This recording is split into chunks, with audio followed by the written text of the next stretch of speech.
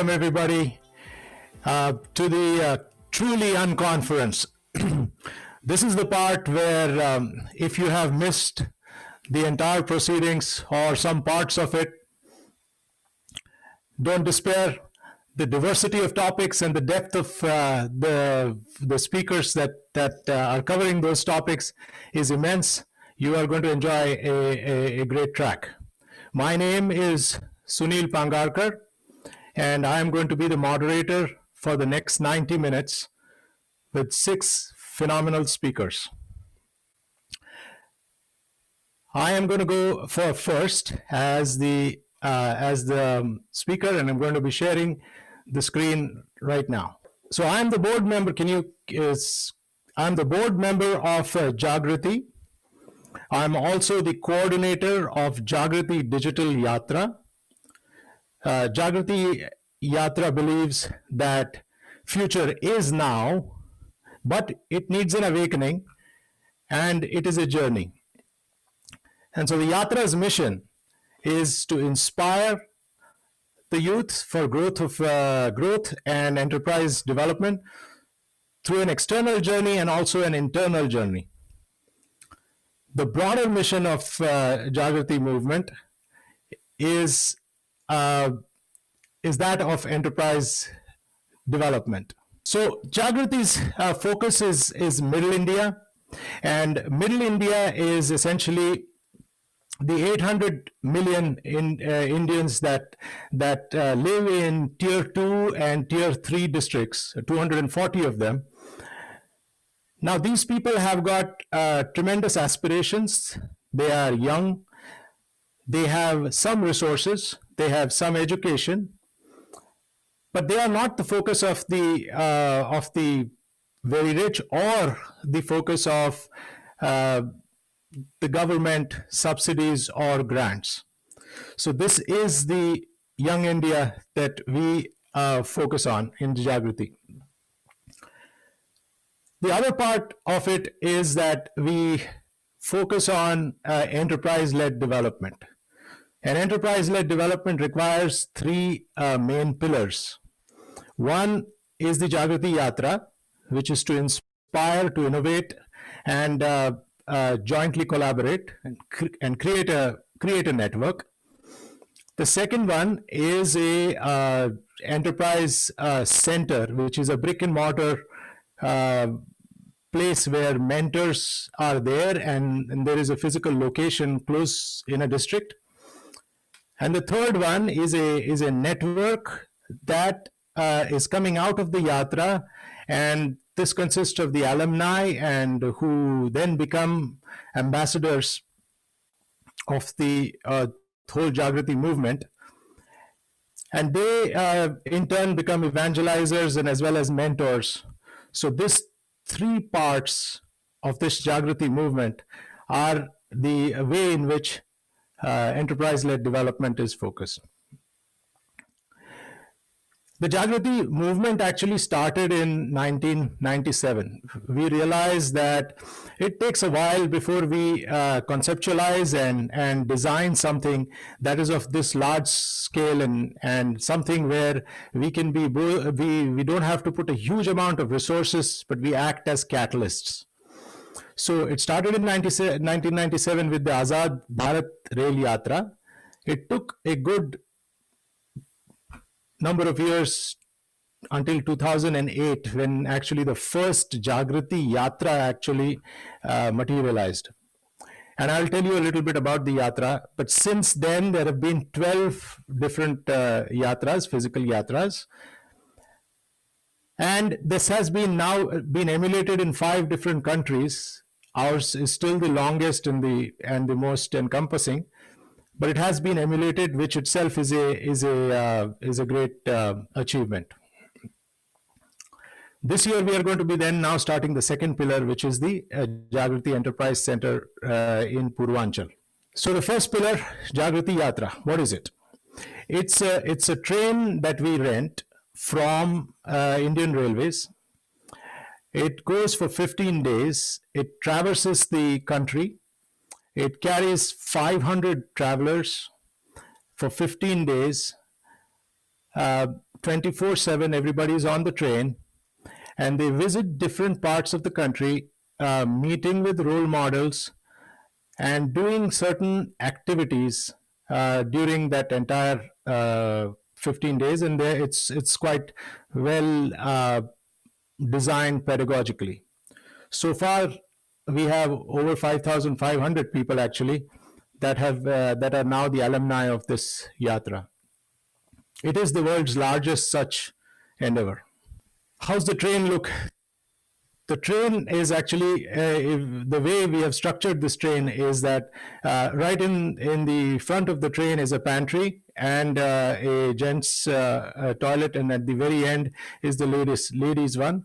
In the middle of the train are two AC chair cars. This is the place where everybody conferences, everybody comes together during the yatra for interaction and discussion about everything that they do.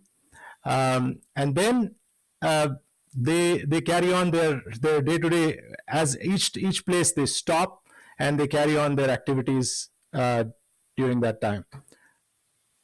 The entire yatra is based on basically three principles. One is to inspire the youth, and this is through the yatra. We ask for innovation, and this is by networking, and I will tell you a little bit about that. And the incubation process that is also inbuilt in the yatra, which culminates into a business plan competition. The role models that we cover are about 12 of them. And these people are unique individuals who have created throughout their life something very good both from a social perspective, some of them, and some of them on a commercial as a commercial success like Narayan Murthy. But Mohammad Yunus is there, Anshu Gupta, we have Bankar Roy. These are some of just the examples of role models. We visit their place. The people get a chance to see the environment that they are in. They get to interact with them. They actually learn the story, and they are able to then come back and explain it to others in those AC chair cars. The biggest part of the yatra, that is the successful part, is the on-train experience, both an external experience, which is the role models and things like that, but also a interaction experience and a reflection of whatever they have done. And they get 24/7 time to meet with the friends over food, over chai, over everything that goes on. They get to validate some of their things that they see in the real India, or what we call the real India. And so this is a very, very interactive thing that is not loosely coordinated. We have activities such as Time Lifeline, Business Bizyan Tree, all these type of things that we have developed in the yatra that inspire these people to create their business plans. The final one, which is the Bizyan Tree, we call it, that's the place where everybody comes together as a group. This is and by the way, when I say groups, and there are actually, the way we have structured this is there are 7 people that become a cohort, which is 6 people with a facilitator, and then 21 people groups that are three cohorts. And each group is given an activity, and each cohort is given an activity. So there are 2 sets of activities. And then there is the other interaction that they can have amongst themselves. So it's a very active learning. And if you don't remember anything, if you just have to remember one thing about this, that this is a completely group learning type of yatra. So everything that they learn is, there are no grades or anything other than this competition. It's mainly related to group learning. Now, this year, we couldn't do the physical yatra because of COVID. And we decided, okay, the show must go on. We need to do something different. And so what we decided is we go digital.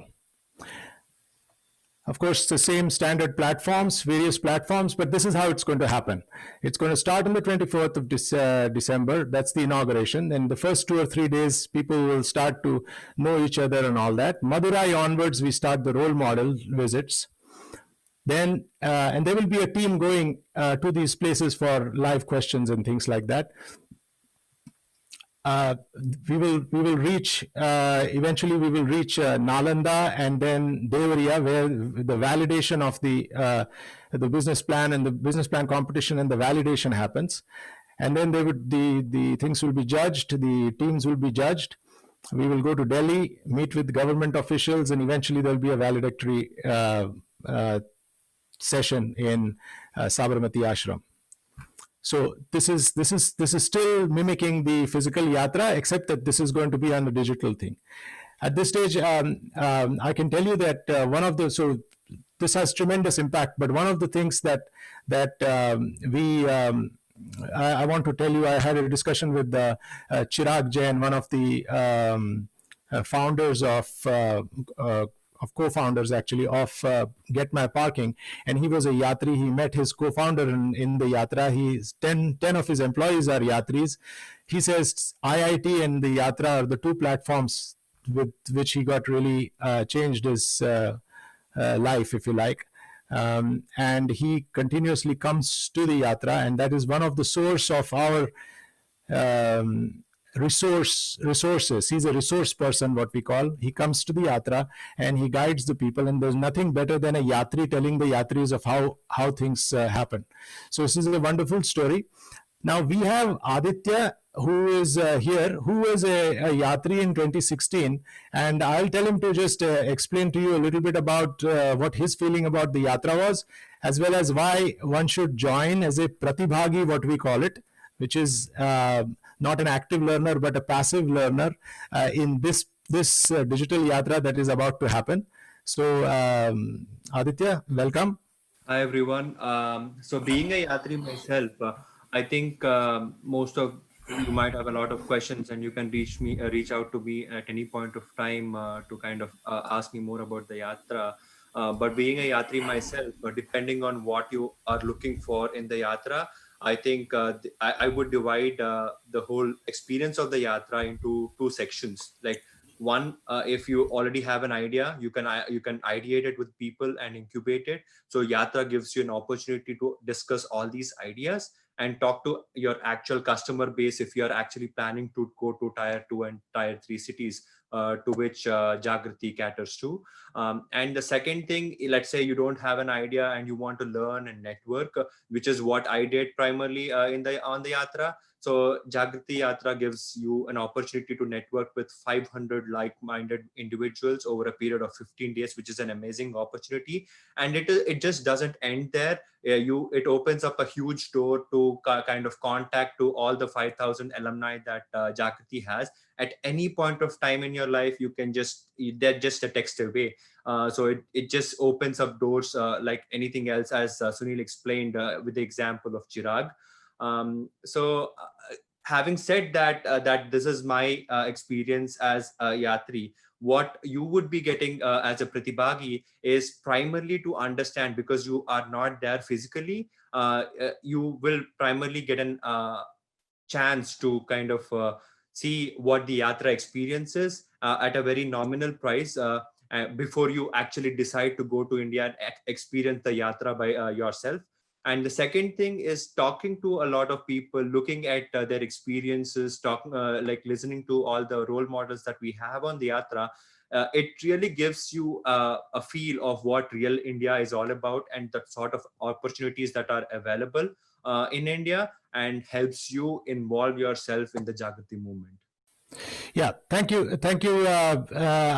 And I am going to be stopping share because I have my time has run out, but I don't want to take away from other people's time. And I'll leave the question towards the end. Just suffice to say that we have a very successful 12 years, and we are planning to do a very successful this year. So please join. And I'm now going to be stopping my thing, and we'll take questions later. From the journey, Now let us focus on Make in India. Okay, you heard the Prime Minister about Atmanirbhar. Our next presenter, who has some real knowledge of the nuts and bolts of what it actually means, like no other person that I have met anyway. And because he was also felicitated as the India's most admired leader for business transformation and Make in India this year. So he has deep technical knowledge, a good business background, and a leadership experience. Welcome, Sanjay Srivastav from Mumbai. Thanks so much, Sunil. Good morning, good afternoon, good evening, everyone. Really delighted to be here. Okay, so just very quickly, thanks so much for that kind introduction, Sunil.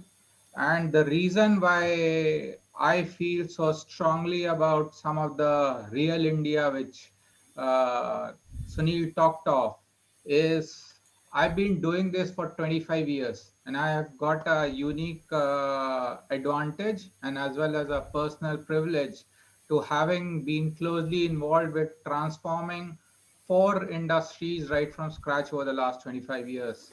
So, right from what was known as earlier financial services or fintech, setting up the complete India's internet and telecom infrastructure, which is the global best in class, and then actually on ground leading over 160 companies to come in and really make make in India. And that's why I'm here while it's still early morning because irrespective of which part of the world sleeps, the Make in India is always going to be awake. So let me start by saying what is really unique about it. And I think the most important thing which is unique is context is everything in the post COVID 19 world. And since nothing is really as it is in 2020, so I'm sure the irony is not lost for all of us in the capitalist and the meritocratic world that I'm quoting Lenin, that there are decades when nothing happens, and then there are weeks when decades happen.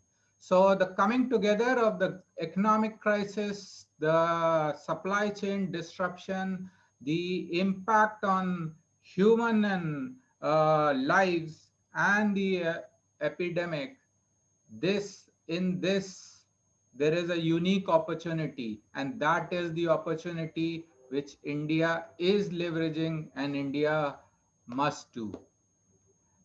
And as they say, so every challenge is an opportunity. So if this is the challenge in the pre and during COVID pandemic, then in a nutshell, in one sentence, the real opportunity is diversification is really the new differentiation. And why do I call it as the new tipping point? Because of three things. First, and most important, in the post COVID scenario, having distributed supply chain within countries as well as across the globe is now the new competitive pillar for business continuity and resilience. Beforehand, it was super concentrated in just cost of lower cost of goods, but now the cost of continuity is actually the insurance which countries, economies, and companies have to pay. The second very important tipping point, that all of this, the pandemic has really forced companies, industries, and all of us as individuals and professionals to really rethink what products we need, what choices we need. And that gives a fantastic opportunity to design new products and services, to actually revamp it. And that is where the startups and everyone else stands at the same starting line as well established conglomerates. And the third underlying theme is this pandemic and the related developments is also leading to a very significant changing geopolitical and strategic alignment. I think in one sentence, if really have to see, everyone is clear that we want to partner with someone who really brings the win-win and aligned value. And that's where advantage of India comes in. And while tons of things has happened, as you heard Prime Minister Modi talking about it, as well as some of the other leading panelists talk about it at the keynotes. I think in a nutshell, India is doing three things brilliantly. It has, number one, it has really focused on long-term structural reforms, whether it's labor, laws, competitiveness, tons of things. The second thing, what it's done really well is to ensure how true ease of doing business happens. And that's, you can see that by India being among the fastest mover in the World Bank's ease of doing business. And you can also see it by implementing a good and service tax, which is one nation, one tax, which is not something easy to set up in a country of India's size. And the third thing, ultimately, we know that the business is done based on the business case. So therefore, the government has focused on making the corporate tax amongst the lowest, and not just in the world, but India and the ASEAN, which were the biggest countries where China plus one or any diversification was happening. And then they've added a layer of giving production linked incentives to close to 12 priority sectors. So when all of this comes together and you combine it with the market dynamics, that is really the advantage and why Make in India now is the time to happen. The other key thing, there are already significant scales which exist. So there is a multitude of opportunities. The game plan is we pick up the key areas where we already have a global scale and go ahead and further scale it up. So if I just pick up two or three to illustrate, if you see auto and automotives, we are the world's number one manufacturer in terms of two-wheelers, by tractors. If I pick up mobile, from virtually in under a decade, we have become world's second largest mobile manufacturer as well as smartphone consumers. If I pick up pharmaceuticals, we are already there as among the world's largest vaccine and the generic medicine producer. So if we use all of these as the core nucleus, it actually sets up a platform to then grow into a significant scale and go ahead and take the business and the people's prosperity forward. And if I look at really what India is playing across policy, government, industries, professionals, and entrepreneurships, there are 6 aspects of this winning strategy. The first, everyone in the post-COVID world will look for how to regenerate demand. And that's where the significant uh, possibility of demand from the domestic consumption comes in. That's something which the ASEAN and the other markets can't compete at all. The second, infrastructure. In the last 10 years, the amount of government's expenditure as a percentage of GDP and the amount of core infrastructure which is created is actually significant movement. The third, the all of you, or at least many of you, are part of it. It's known that India, as a result of early 2000s and now, is already a technology, IT, and services powerhouse. And many of you have contributed on it. So if you build from there and expand it, so whether it is a supply chain, whether it is an industry 4.0, it's a significant lever. The fourth, the youth and the demographic dividend. Lot of folks have talked about it, and so many I can see in the interaction. So many folks from all across the globe are really excited about it. Uh, Fifth, the sustainability. When I say frugal innovation, maybe a very simple word, jugaad, but actually that it represents a mindset that how you really use things or resources in the more sensible way. And if all of that comes, then that's where there'll be a significant need for new vendors, partners, entrepreneurs, and that's how the economy really grows. So if I just have to pick up what are the six first sectors, I'll just pick up, and I'm happy to later on in the Q&A take why do I say these and others and not others. uh, but I gave an example of some of them. Engineering and auto components, huge expansion possibilities. Using mobile as a core nucleus, now significant expansion for electronics and ESDM at a sector. Looking at the latest reforms, consumer goods and FMCGs. Building on the pandemic, already India is a 20 billion, 20.6 billion export market, going to 25 billion for healthcare exports only. So if you combine that with the medical devices and the new possibilities for wellness, it goes up. And then, of course, the startup ecosystem, one of the most vibrant. Many of you, if not all of you, are involved in some of that. And when all of this is done, then the real new aspect which I see is, can we together, unlike an app or a SaaS or a PaaS, can we really create digital as a service? So digital as a service can really mean whether you need a manufacturing requirement, whether you need a new product, whether you need a production or a service. Any of it can be really productionized on a platform, and that's where the India and all of us will need to collaborate to create this new platform for digital offering. So is it happening? It's actually happening, and all of this data is the public information. So if on the left you see last year in FY20, the total FDI inflows were at 73.4. I'm happy to say in this year, as per the latest release of data, we have already reached 70.4. It's the highest ever FDI flow for the first 6 months, and it's going to pick up.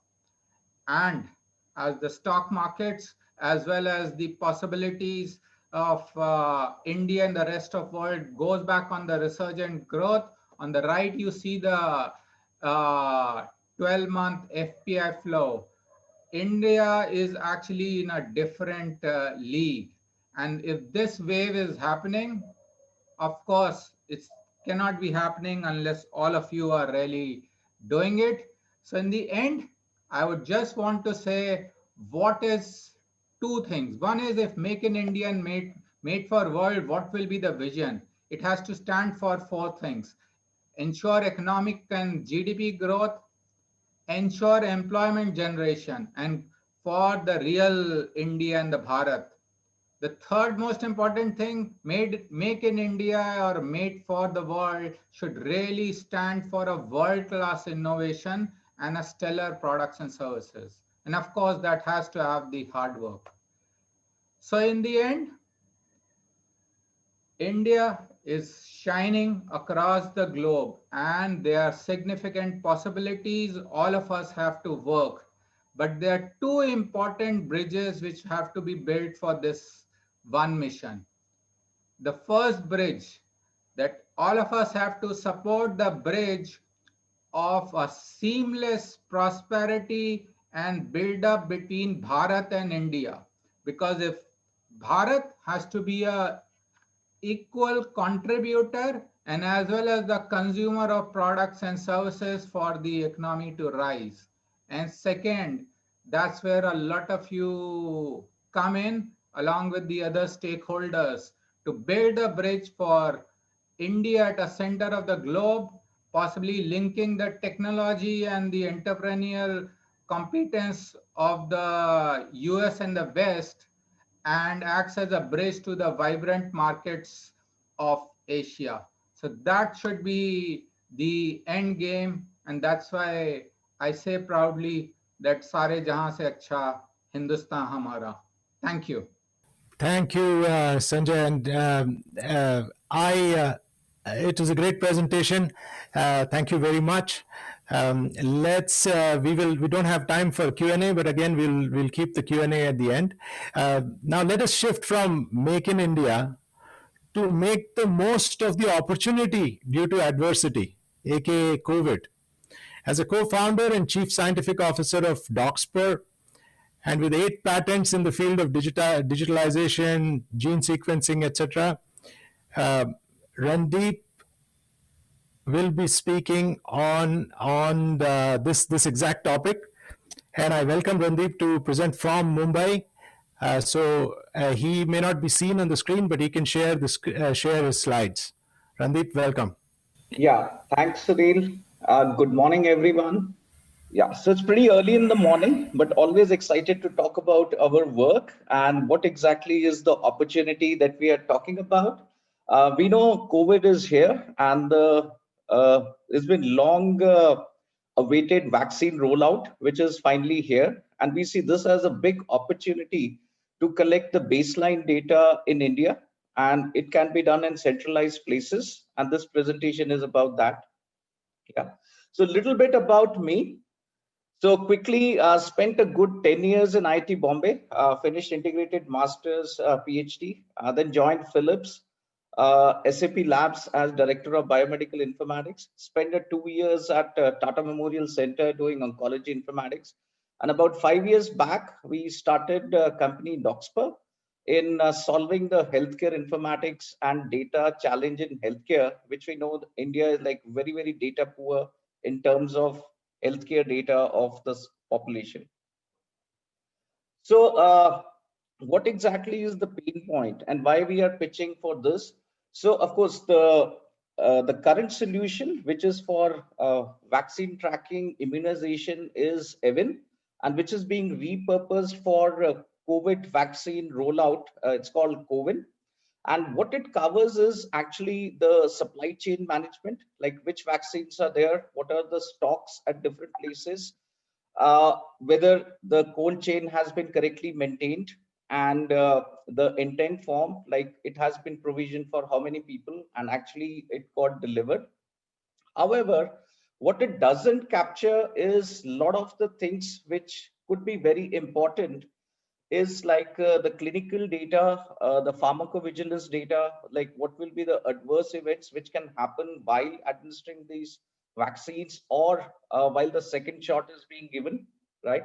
And we definitely think that pen and paper is going to be the modality which is going to be used for capturing this data. Because of various reasons, India is still a pen and paper company in healthcare, and capturing this data will be a huge exercise where there will be a lot of duplication effort, where you first capture the data on the paper, then print it, and then kind of somebody mines it. Yeah.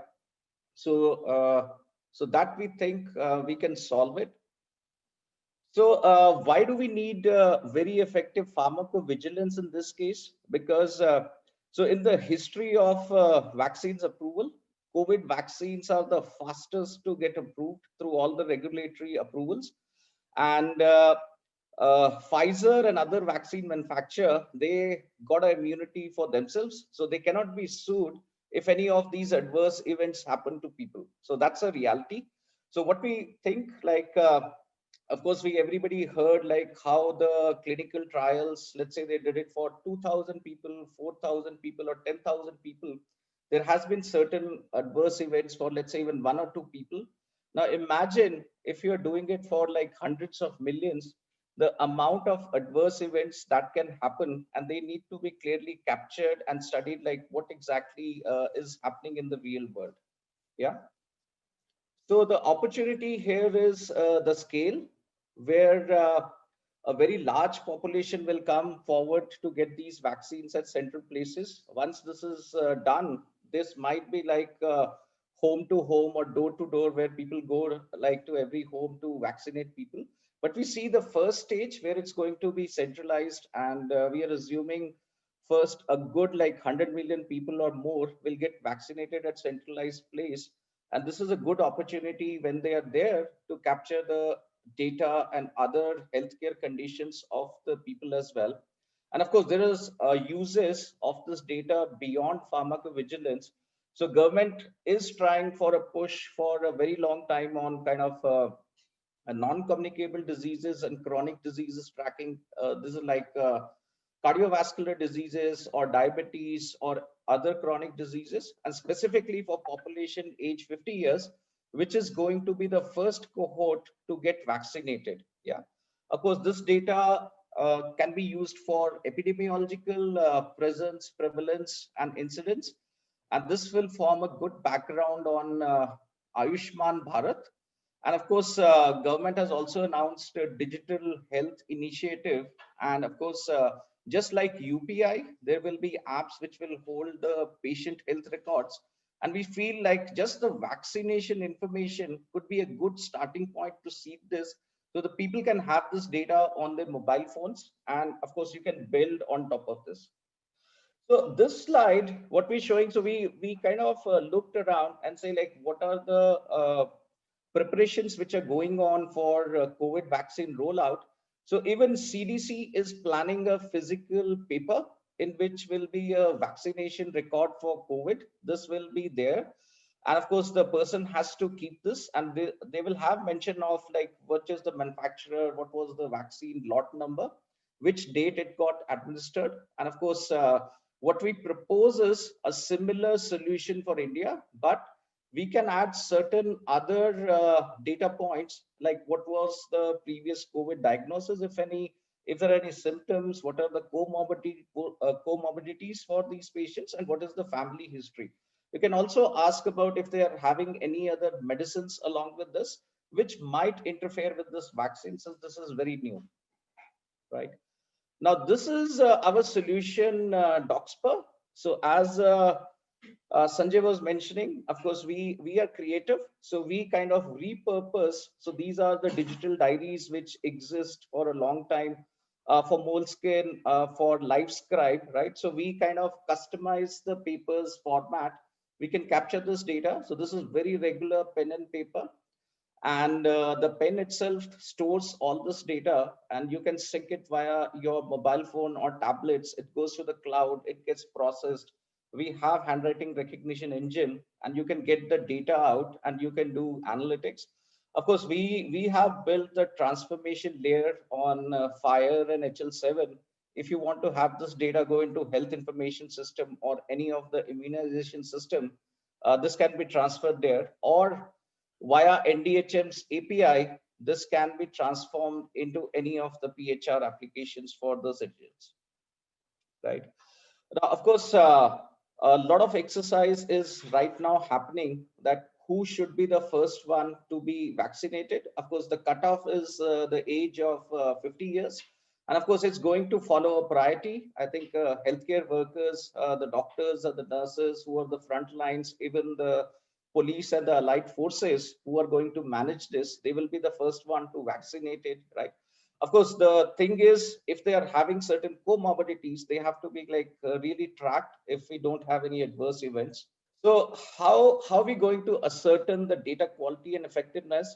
So I was searching for, let's say, the mortality data for India in terms of granularity. So there's a lot of missing data even now. So let's say the age gender diagrams upon age, like what are the comorbidities with the patients who kind of fell really sick, who had like severe COVID events. And this surprisingly is very missing in India. Of course, we feel the data capture itself is a challenge. So we see, okay, the completeness of the data, like how many vaccines you got administered, how many data points you got collected, right? And how much data you are uploading it here. It will be a good feedback for the vaccine manufacturers as well. And of course, once this exercise is over, the anonymized and aggregated data will be like a gold mine to kind of do the epidemiological studies in the data itself. And we feel any solution which kind of be done very quickly. And because the vaccinations, I think nobody knows exactly how it is going to pan out. This is like I think minus 70 degrees or minus uh, close to very small range, which we don't have the cold storage right now. So the speed would be very essential. And of course, how do we validate with this with external sources in the sense, okay, people who were supposed to got vaccinated, they actually got vaccinated. Yeah. So I'll just stop here, and we can take the questions at the end. Yeah. Thank you. Thank you, Randeep. So we do have actually a few minutes, and I don't see any questions coming from the audience. But let me ask you one question. Um, from a data security point of view, all these type of things, how do you navigate that whole story? Sure. So yeah, of course, we use the same encryption standards as financial industries or banks. So this is like 128-bit encryption. It's kind of the data is there encrypted at the source while Okay. transportation, right? And while at the cloud. And of course, we use AWS in Mumbai, which is HIPAA compliant server. So I mean, it's a end-to-end encryption of the data which we are following. Yeah. But say the hardware fails in between, your pen or things like that fail in between. Yes. How does Yes. that? Is there a Yes. data loss? No, there is no data loss, and it is encrypted at source. And of Okay. course, the first part of the data is the raw strokes, the how you are capturing on the data. And of course, each of these papers also has a bit of tech in it, right? So you convert these strokes at the back end into characters, and you can kind of find these characters and you can kind of populate the database feeds from where they are, right? So the format or the template of the paper is a critical design here, where you say, okay, where the Okay. name of the patient will be written and all those things. So depending upon that, we can do encryption. Yeah. Perfect. Well, thank you very much. It was a very interesting talk. And we can now move to the next presenter. Thanks again, Randeep. Thank you. So one thing is to inspire, one thing is to create, one thing is to innovate, but then one has to sell. And for selling, we are going to sell to people, and people are very critical. And who better can explain that than Sanmay Shivdekar, who is steeped in this sort of sales expertise. He is currently managing a team sales team for Google. He's in the Bay Area, and he's going to tell us a trick or two on sales, including some selection of people. So welcome, Sanmay, and you can start sharing your slides. Thank you, Sunil. I don't have slides to share, but after hearing such enriching topics, I think sales and the entire philosophy of selecting a sales team, I think, feels a lot lighter and very different from the rest of the topics that we had. But glad to be presenting here, and I'm about to share a few thoughts based on my 12 years in sales. And let's start with the story. Not exactly a story, but it's actually a true event that happened. This goes back about 8 years, and I was in Ranchi, which is in East India, and I was part of the J&J sales team, and I was on a field trip with one of my territory sales managers, and it was the end of the quarter, ending the quarter, and we were kind of looking to kind of gauge the market sentiment, as well as try and see if we can kind of push some last minute retail into some of these stores. And we ended up in a large retailer's store, and our goal was to kind of make sure that we are able to sell at least 30 cases of a particular product there. And I quietly asked my territory manager if he thought he would be able to do it. He felt very confident, and I was really curious why that is so. So as we walked into the store, the store owner very kindly asked us to kind of just settle down, and he ordered for tea, and that's typically how sales would be done in India. And then over the next 1 hour, we ended up chatting about everything under the sun, right from politics to weather to his kids, festivals. And surprisingly, by the end of that hour, when we actually made our move and asked him if he's willing to kind of take those 30 cases, he agreed. So that's 8 years back. And cut to my my current role. I think a couple of months back when COVID really hit, me and my team were having these calls with a lot of high growth startups, small and medium businesses in the US that were struggling. Two of them were they really stand out for me. One was a DTC shoe brand, and the other one was a DTC, a direct to consumer luggage brand. Both of them severely hit by because of COVID, and we were trying to help them navigate their marketing strategy as they look towards both recovering and preserving their business, as well as looking towards Q4, which is in the US the biggest sales season for them. So we ended up using a lot of data in terms of mobility trends. What are their customers indulging in? What are some of the activities that they're doing? Are they walking? Are they camping? Are they going on hiking? What kind of trips are people taking? And how has the shift from say flying to driving, and what implication does that have for their business? We also kind of created cohorts of people and managed to kind of target a communication that spoke to them directly. So effectively, I think a lot has changed, and yet a lot hasn't in sales. But the one thing that is the change that I'm seeing is for sure is sales is now becoming more of a science than an art.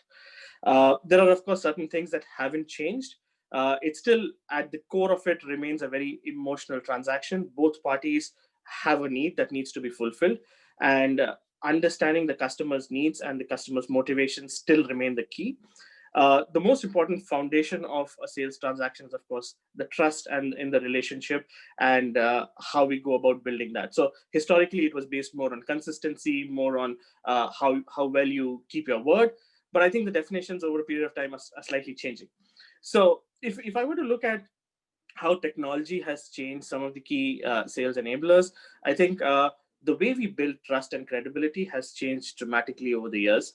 Data is now the new trust language. How can you talk about my customers and add value to my business is the single biggest value addition that we can have in any customer engagement.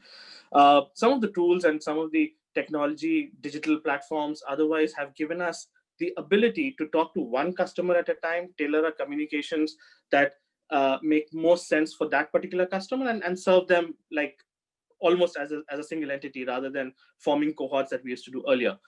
Also, I think the biggest differentiator for a good sales executive and versus a great sales executive would be the ability to connect the dots and understand the customer's needs and business models, and that has not gone. That's just with the advent of data and with the tools that technology has provided. I think the importance of that has gone up significantly.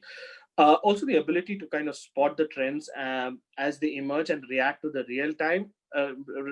in real time, I think is going to be a strategic advantage to any sales teams that's engaging with their customers. So that brings us to the question of what kind of sellers should we hire for, and how has that typically changed with all of the technology that we are now using? So historically, if we were looking for folks to join our sales team or sales leader, we would typically look at their background, whether they've done B2B sales, B2C sales, their experience. Are there any established industry relationships that they could bring to the table? How well they know the sector or the product. So all of these are still relevant and are like the basis of or a foundation of a good sales leader. But what has changed is there's a need to add an additional overlay of a few things that I'm going to talk about. The first is, of course, context is king. So, and I think Sanjay also talked about it in his presentation. So sellers who can understand the context of the business model are going to be almost timeless as business models change, as problems evolve. I'll give an example. So a few years back, I was working with a team who was trying to code for a fitness center, and this is a large in India, and this is a large franchisee that prides itself in being the premium segment of gyms and fitness centers.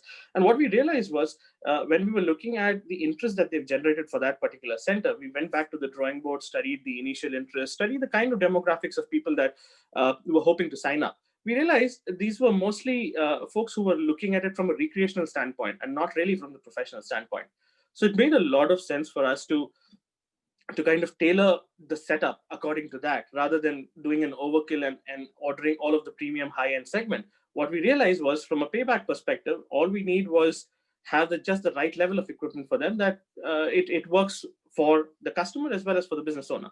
So connecting the dots, both past and future, using data and not being afraid of numbers. I think these are skills that we should really start looking at as we bring together our the sales leaders of the next generation. People who can solve problems from first principles are going to see themselves with a very significant advantage, because business models, as we know, are changing very often. So what was true 5 years back is not true any longer. So what is required is the ability to kind of break the problem down and solve while understanding the dynamics of the situation and going from there.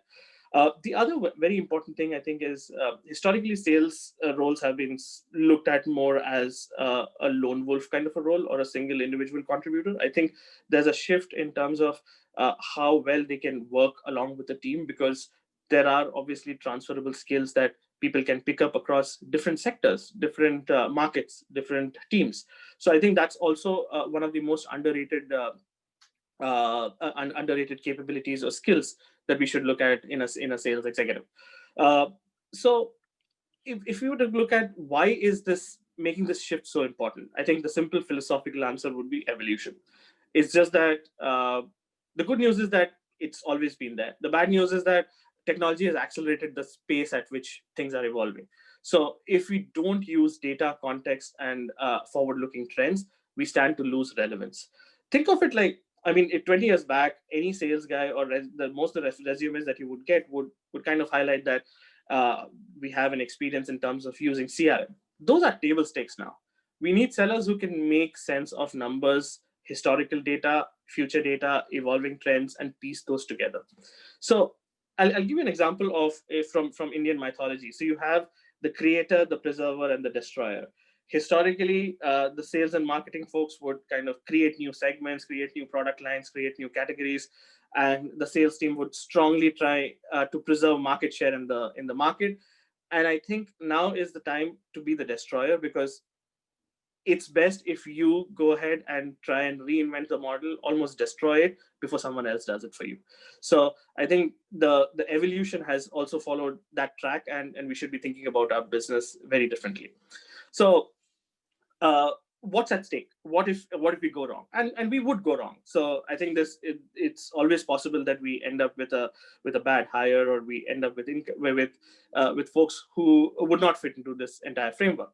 So the way I would look at it is, it's important that we get that right, but what's at stake? So think of it as a dollar value in terms of the investments that's going into training, upskilling, the opportunity cost of that person not being able to be in the market engaging with customers. Think of the severance that would go into if you're managing this person out. Think of the business intelligence that could have been gathered that we are missing on. How has the market changed? Typically, it will be a cycle of about a couple of months at least, or a year. So how has the market changed in that time? And how has this affected the team's morale? So all of these pieces are somewhere related to culture. And apart from the market, and apart from the fact that the market is evolving so fast, I think there is a need to be extra careful or extra cautious as we are picking up team members. Think of it as an LCD screen and a bad pixel. One bad pixel may not be able to kind of paint the entire picture, but it surely can make a picture look bad. So it's just that has the effect on the culture, because there'll be multiple touch points there. The other thing that I feel that most organizations should strongly consider would be looking at hiring and talent as a strategic pillar for growth, rather than just being a mere enabler. A lot of times people would make business plans, would make product launch plans, and they'll just put headcount against it, versus going one step further and actually putting in skills that they need to hire for. What would the skills that the organization need in 2 to 5 years horizon look like, and how can they work backwards for that? So that, I mean, yeah, that pretty much sums up a few key ideas that I wanted to share with the group. Now, if I were to go back to the same scenario and go back to the same retail outlet in today's times and work with the same sales executive, let's play that scenario out in today's time. So let's say my seller would have all the information about the weather in that particular city over the next 6 weeks. So how cold is it going to be? Does that have any implication on the offtake of moisturizers or anything else that he's selling? He would also have pre-approved offers for a longer credit period based on that particular retailer's payment history. So that could be another competitive advantage. He could also share details about TV spots, influencers, and social campaigns that are going to run on that product. We would also have details about shelf offtake and margins of the competitor brands.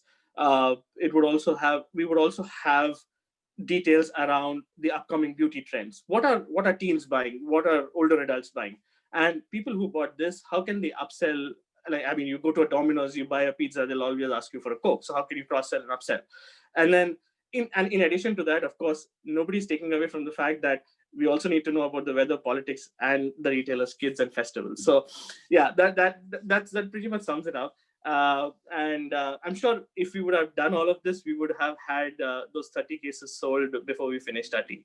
So that's my time. Happy to take questions. Amazing, amazing. First thing, let me congratulate you on the fact that you did not use technology and you are from one of the most technologically advanced things, and that's one good thing. I have one question because I'm dying to ask. Have you watched Social Dilemma, and how much of that is hype and how much of this is of that from a selling point of view is fact? I have watched it. I think to a certain extent, I think media would try and blow it out. I think the question is all about choice, whether it's privacy, whether it is your engagement with social media. I think it all boils down to personal choice. I know it's a very contentious topic, but I would say that that's the far end of the overall damage that can be done, but it's not the real norm overall. Is it possible? Yes. But is that generally the case? Probably not. Okay. All right. We still have one more question. If I haven't received a specific question, but I have one more question that Sure. maybe because I haven't received anything. Trends, technological trends seem to change faster than the experience of people, meaning people are kind of lagging in experience, while as the technology is. So how do you recruit in this circumstance? Because you have to, the recruitment has to be for the future, but your expertise is from the past. That's an excellent question, and I think I touched upon that somewhere in the presentation. So historically, we've hired for skills in terms of whether people understand the sector, whether people understand the product, whether people have relationships. All of those are still true. But what we really need is people who can solve problems and people who can connect the dots, people who can use data, because whether we like it or not, data will get generated on people. And if you don't use it, your competitors will. So we need people who have the basics of conventional sales, but are also very adept at connecting the dots using data, leveraging that to make, like, to turn it into a competitive advantage for companies. So I think it's the skill requirements are shifting a little bit. Okay, thank you. Thanks a lot. Excellent presentation. And let's face it. Although selling is an extremely important part, and it requires a lot of passion and all that. It has its stresses, and one has to now look at some things that make you a little bit more dispassionate. And our next speaker is going to focus exactly on that, which is he's going to take us to Sankhya and Yoga philosophies, and he is going to go from how do you go from mindfulness to mindlessness. And he is a founder of a Center of Inner Sciences. He's based in Houston. So Dr. Harish Chandar, please proceed with your presentation. And thanks, Sanmay. Namaste, everybody. Namaste. Let me open my slides. So the presentation is on, I will say, science of mind and consciousness, as it appears in classical books called Sankhya and Yoga. Yoga term has become very common these days, but please don't take it as the Hatha Yoga, the exercises, what people do. This is a book authored by Patanjali, and prior to him, his predecessor is Kapil, who is the author of Sankhya. So basically, Sankhya is talking more on what human mind is, and Patanjali is trying to give us a prescription how to control it, so to say, how to calm it down. So this is has a, of course, this is relevant to every human being. All of us have a mind, and we are very concerned that a mind should be calm and it should deliver all that is its potential. So if we go off the balance, then we know it harms others as well as to my own self. So a good holistic health of mind is relevant to every human being. And in these days when science, mainstream science is advancing, and mainstream thinking is that our brain, as it functions and all that happens in our cortex, that gives rise to my consciousness, and that is what is mind. And this is a very emerging, challenging, interdisciplinary area, that what is my ultimate seat of consciousness and what exactly comprises what we call mind within my skull. And therefore, I think it is very important that we have a Vedic narrative of mind and consciousness, because that may have a lot of relevance for the mainstream scientists. So, I have both the kinds of uh, benefits, or I will say objectives, in mind. This study should be helpful to mainstream scientists interested in mind and consciousness, as well as to the layperson who just wants to preserve and maintain good health of mind. So, of course, we are very aware the layperson describes himself as a composite of body, mind, and self. Here, the value of his self is a very point like, so I am just drawing a kind of limiting delta function which is infinite at one point and is zero elsewhere. That is called a singularity, but nevertheless its integral is one. So like we are familiar with the singularity of a point that has no length and width, etc., but it does exist. We take a pointed pencil and draw it on a graph paper. So similarly, just think of a point like source, and that is non-physical because it is, a particle in the limiting case having zero dimension, and it has instead of emitting physical light, it is emitting, say, light of consciousness. So that is kind of myself.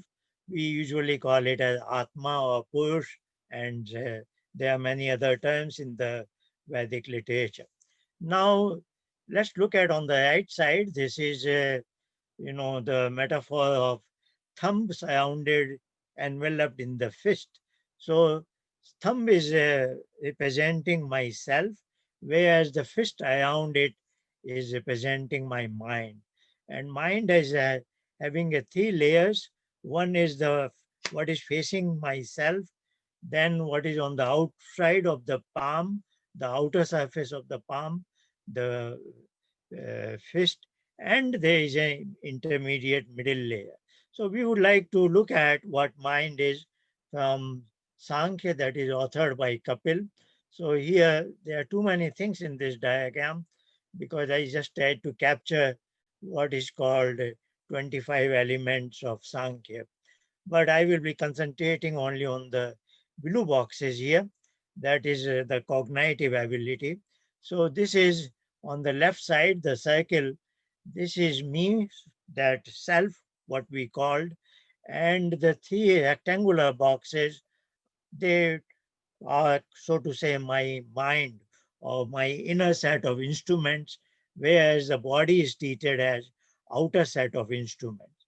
Now the thing, if I could go back here, the unusual part in the Vedic narrative is me and my mind are always together. In other words, even after I die, this me and my mind, this composite will depart from my body domain, and then I am going to enter into my next life, my father. So, like in my present life, first I entered into my father's body, then I was transported into my mother's body, and then layers and layers were formed, and then I took birth. So, this is an important aspect, that me and my mind both are kind of, they do not die with this death, only the physical body is left around. So this is again, this is me, myself. And as I said, there were three layers. Now you see three boxes. So the first is the what is called, Kapil's terms are originally, this is called Buddhi and Ahankar and Manas. But I am translating here as intellect. That is my discriminatory ability, where I finally take a decision or I conclude the knowledge as well as action part. And then, of course, that is relayed here. And so, if I were to look at the knowledge acquisition, these are five sensory organs. Data is picked up one at a time. This is a linking device, so to say. I am looking at mind from the outer direction. So, Manas is my linking device. It picks up data from these five channels, or you can look at five inlet ports, and data comes one at a time. Then it is passed on to the this middle device, what is called Ahankar, which is actually my memory or storage device. So this picks up the data and makes a copy for the future reference, and then it displays here at what is called Buddhi, where then I am observing it, so I become the knower. And then I think and take a decision, and then for action purpose, command going outside, then again Ahankar activates the passes on the command, and Manas is now linking device is now activating one of my five motor organs. So this is how incoming is knowledge and outgoing is action. And when the information is here, if I treat it as it is happening to me, then that is called my experience, what is called bhog. So Jnana, Karma and Bhog, these are three powers of mind which I am able to execute through the instruments of body and mind as such. Of course, now we are interested in what is Patanjali trying to teach us, that how to calm my mind. So basically, as far as I am concerned, this at intellect, this is my world. That's it. Like I am watching this laptop screen, so are you probably. And then if you look at it inside our skull somewhere, there is a deep cave where I am sitting and I am watching a screen there. So that is that kind of a screen which is called as Buddhi. And Patanjali, for some reasons, he calls this as Chitta. You might have heard this term, that famous statement of Patanjali yogis, Yoga Chitta Vetti Nirodha. So he wants to remove, all sorts of images that appear on Chitta. Of course, that exercise is not that simple. Even when we sleep, we have dreams, because that's what our life has become. We are just watching one thing or another, and we are kind of helpless. We don't know how to switch it off here. And if we care to switch it off, then that deep sleep, which is dreamless sleep, sure is very, very good, because it makes you very refreshed next morning. So purpose of meditation is, I want to switch it off, make it blank like in deep, dreamless sleep. So Patanjali's prescription is, starting with the body, you discipline your body so that there is no signal coming from your body. Then regulate your breathing. This is next thing. Then you withdraw from external surroundings. And now you superimpose an image on mind skin that is to your liking. So instead of going to blank mind direct, we go through a one-pointed state. And that is what is step number 5. Then when this image becomes uniformly the same, that is called one-pointed mind. And that's what is called dhyan or meditation, and is also nowadays characterized as mindfulness. But Patanjali's prescription is interesting in the sense it goes to one more step beyond mindfulness, that it is like absolutely blank, empty mind. Like as I said, in deep, dreamless sleep, and we want to create a replica of that. If we were to be successful, then I will say, there can be hundreds of benefits. I have a list of 135 benefits, but in basic categories, I will say, as a beginner, you get a kind of ownership of mind, that you have some control over it. And when you have control over it, your functions, anything we do in daytime is with concentration, application of mind. And now you have a better concentration, because that's what meditation practice is empowering you with you. And it also in the night when you go to sleep, hopefully you will have less dreams, better quality of sleep. And as you progress more, you can see that you and your mind are not one intact unit. It becomes like you can see slight separation. And that is a very good confidence building measure, because now you can be slightly detached from all sorts of events that end up in your mind scan. And not only that, very important thing is now you can have transformation in mind, as if your mind is washed out of unwanted clutter and stuff, and maybe positivity is gained. Finally, if you are very good, if you are, this is now going beyond dhyan, we are going beyond the mindfulness. Now you are immersed in that infinite something. We have no idea what that is, but that can give you new intuitive ideas in the knowledge direction, and in action direction. It can fill you with a lot of inner subtle energy, and also because you feel good, you are away from pain and misery. Just like when you have deep, dreamless sleep, no pain can strike you. And moreover, this is all from application point of view, but it is from mainstream scientist point of view. This is the validation of non-physical consciousness. So unlike in deep, dreamless sleep, where you have no idea of your own self, in this particular Patanjali's prescription, you are creating a replica of deep dreamless sleep, and you are having that self-awareness, and that's what you are. So it kind of validates what we started with, the concept of non-physical consciousness, and it has a lot of elements for the modern scientists to be aware of this sort of a narrative, alternate narrative, what otherwise they think brain is the ultimate seat of my consciousness. This is not much different, because within the brain, deep inside, I am sitting there. Thank you very much for your attention. Harishji, I have to congratulate you, as you have been a absolute yogic discipline of time, and you have just finished the presentation exactly in the given time, and that's excellent. We do not have any time for questions, and I'm going to tell everybody to give you an email in case you have to contact with the speakers for further information. But after recharging the spirit and all that, we have to complete the circle of life, and we have to start charging the exterior. We started with the journey, we did a lot of things, we sold things, we collected data, but now we have to recharge. And therefore, the battery technology comes into play, and we have the specialist from that area, from Bay Area, Vivas Kumar, who is a domain expert. He is from Benchmark Minerals. He's worked for Tesla. He's from McKinsey, so he's a rich background. And currently, I think he's in, I don't know where he's located, but he's from Stanford, and so he's connecting from there. So charge us all.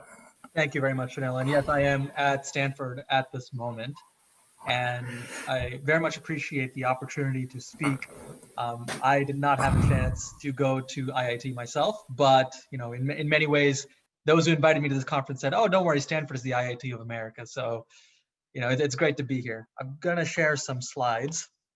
The main topic of today's discussion is the opportunities for electric vehicles and the lithium-ion battery supply chain in India. As the world grapples with the idea of decarbonization and of climate change, electric vehicles have become a very hot topic. We've seen this with government policy all over the world. Multiple governments that now represent over 50% of the world's population have passed some sort of policy towards banning internal combustion engine vehicles. And I'm very proud to see that the Indian government has had multiple proposals over the last 3 years on banning internal combustion engine vehicles towards electric vehicles. This is now a trend that is much bigger than just my former employer, Tesla. This is much bigger than any one geography. This is a worldwide trend. Although electric vehicles today are only a single-digit percentage of vehicle sales, we expect that they will be 30, 40, 50% within the next 2 decades. The implication that that has on the industry is a significant growth in the lithium-ion battery industry as well. Anywhere from 25 to 40% of the cost of manufacturing an electric vehicle is the lithium-ion battery.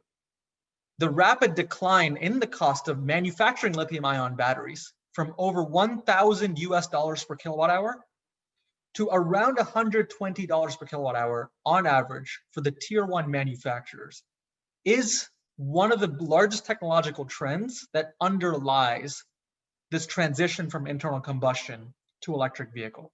So what we see is 2.9 terawatt hours of capacity coming from over 170 large-scale battery factories. Now, why is this important? Because 6 years ago, there were only 2 factories with a combined 35 gigawatt hours of capacity doing this. So 1 terawatt hour is 1,000 gigawatt hours. And we've seen this industry exponentially scale to keep up with all of the demand for lithium-ion batteries. However, when I see this page, I feel some concern because India and Indian companies are not on this page yet. And today's discussion is what we can do to change that paradigm. So first, starting with the Indian EV market. The 3 largest EV markets in the world today are the United States, the European Union, and China. The profile of the Indian automotive market is completely different than those other 3 markets. 80% of the passenger and light duty vehicle market in India is 2-wheelers. So one question that I got very often when I was at Tesla, and that I still get today, is why isn't Tesla in India? And my answer to that is why should Tesla be in India when there are other companies that are better suited to innovate for this space? We've already seen lots of examples of that spurred by this, by government action over the last 6 years. There have been multiple actions by organizations like Niti Aayog, of course, by the finance department as well.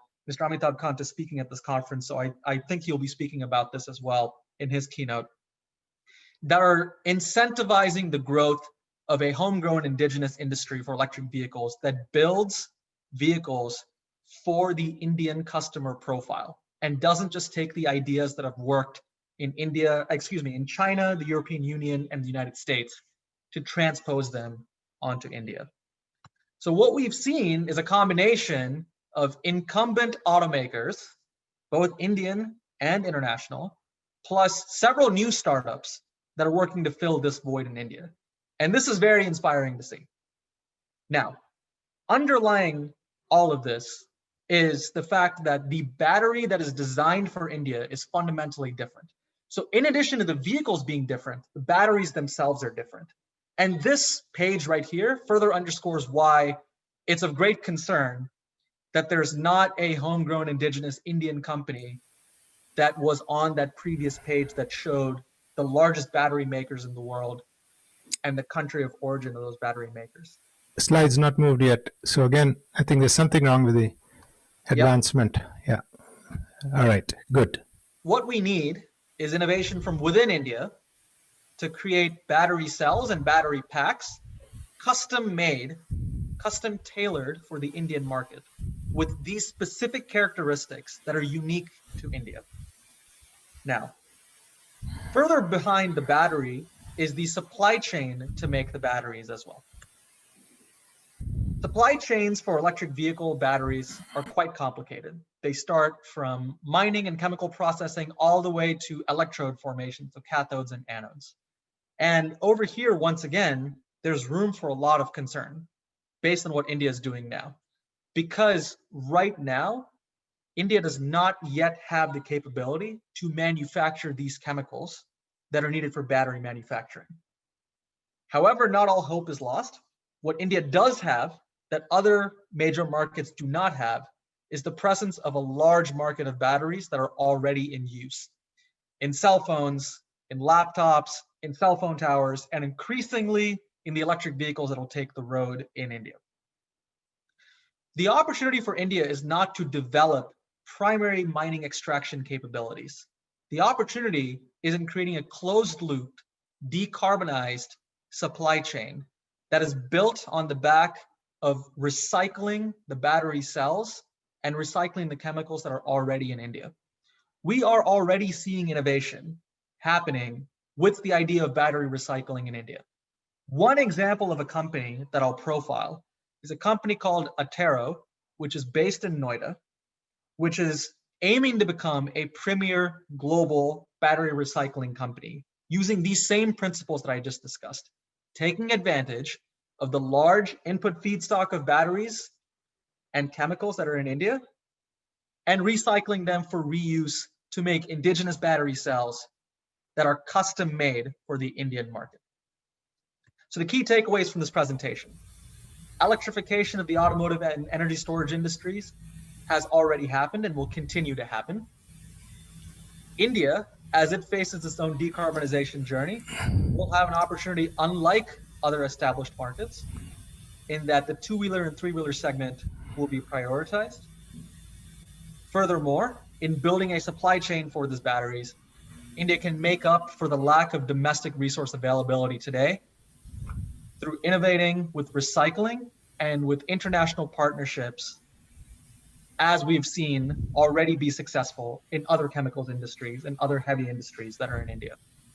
With that, I'd like to say once again, thank you for inviting me to speak today.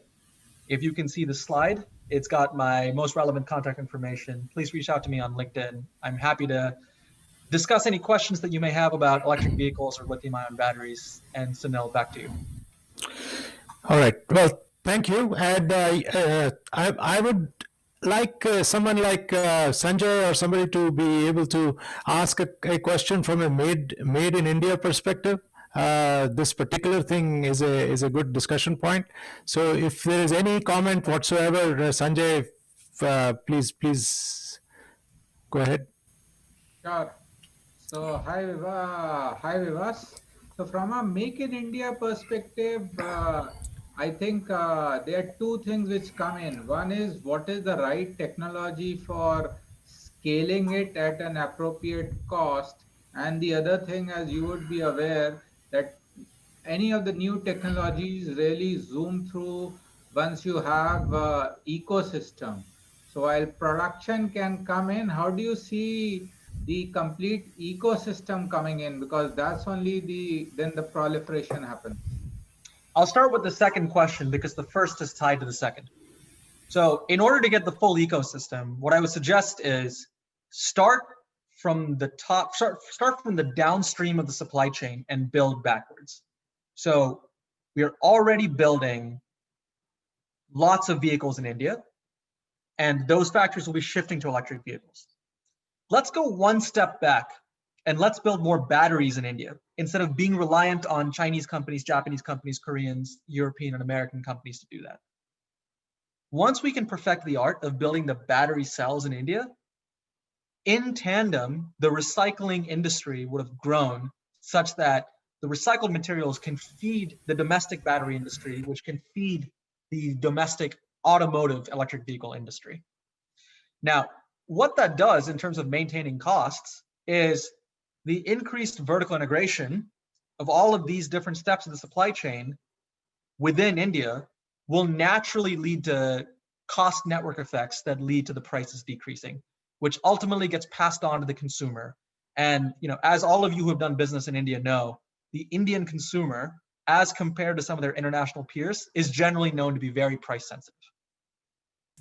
So on that, from a battery manufacturing standpoint, say if you wanted to do something in India, what is the barrier to entry in terms of intellectual property type of issues? Where is the yeah, maybe you can just comment on that.